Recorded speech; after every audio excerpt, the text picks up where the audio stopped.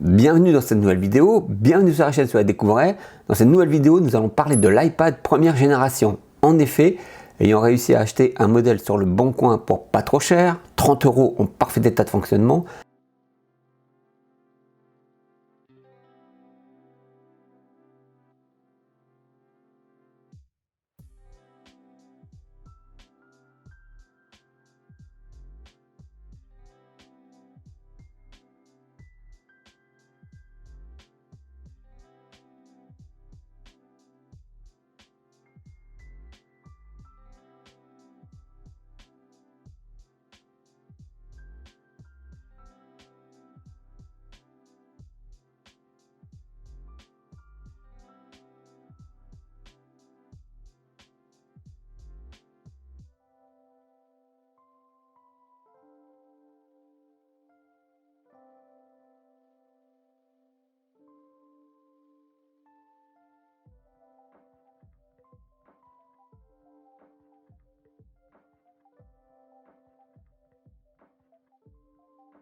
comme vous le voyez, ce fut un vrai plaisir de le recevoir et de le déballer. Le vendeur aurait tout de même pu s'appliquer un peu pour l'emballage de l'appareil, il est malgré tout arrivé en bon état.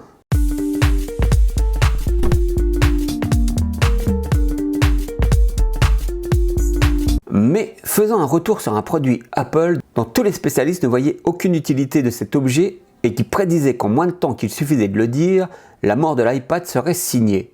Aujourd'hui, comme pour l'iPod, je vous propose un petit historique de l'iPad. Rappelez-vous, c'est en janvier 2010 que Steve Jobs a présenté l'iPad au grand public dans un événement presse. À l'origine, l'iPad était un projet qui cohabitait aux côtés de celui de l'iPhone et devait même être commercialisé avant ce dernier. Fin 2009, les rumeurs sur une tablette d'Apple sont de plus en plus crédibles et en janvier 2010 sort le premier modèle d'iPad. Le modèle que je vous présente dans cette vidéo possède un écran tactile de 9,7 pouces de 132 points par pouce pour une résolution de 1024 par 768. Il a une puce A4 cadencée à 1 GHz et un GPU PowerVR SGX 535. Et pour le stockage, c'est au choix 16, 32 ou 64 Go en mémoire flash. Le mien est un modèle à 16 Go. L'OS est celui de l'iPhone et ça se voit sur la tablette. Il n'est pas écrit spécifiquement pour elle. L'iPad que j'ai est au maximum d'iOS qu'il peut supporter, à savoir la version 5.1.1. Comme vous pouvez le voir aux côtés de l'iPad 4, il est plus épais et plus arrondi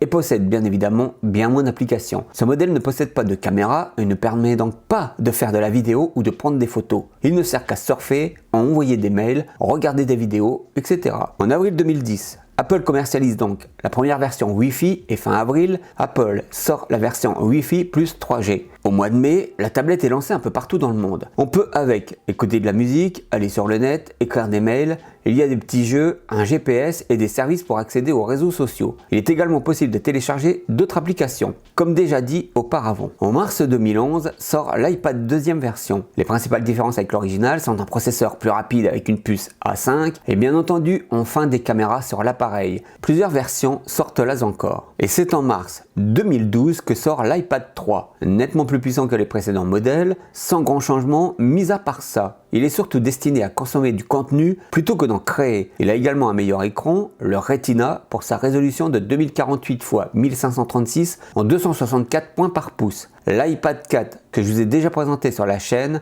sort lui un peu plus tard dans l'année en octobre 2012. Sur ce modèle, nous sommes en Bluetooth 4, il est désormais équipé d'un port Lightning en lieu et place du port dock des modèles précédents et possède bien évidemment un processeur plus rapide ainsi qu'un Wi-Fi plus rapide. Les modèles avec les puces téléphoniques prennent en charge désormais la 4G. Toujours en octobre 2012, c'est à ce moment-là que l'iPad va partir dans tous les sens. Ainsi sort un iPad mini, en octobre 2013 un iPad Air, qui s'étaleront sur des modèles 2, 3 et 4 comme l'iPad original, et cela jusqu'en 2015, avec là aussi un modèle seulement Wi-Fi et un modèle Wi-Fi plus cellulaire. En septembre 2015 sort alors le premier modèle d'iPad Pro avec un écran 13 pouces, un processeur A9X à 2,2 GHz, un écran avec une résolution de 2732 x 2048 pixels, toujours en 264 points par pouce, 4 Go de RAM désormais et une connectique en USB 3.0. La gamme complète est alors constituée et quant continue encore actuellement. Vous avez à l'heure actuelle des iPad Pro M4 avec écran 13 pouces, des iPad mini avec écran de 8,3 pouces et avec un processeur A17 Pro et des iPad Air M2 avec un écran 11 pouces. Apple met régulièrement ses iPads à jour qui permet désormais aux utilisateurs de pouvoir se passer d'un ordinateur de bureau et aujourd'hui permet également avec les applications qu'il y a de faire dessus des montages vidéo, de les mettre en ligne, etc.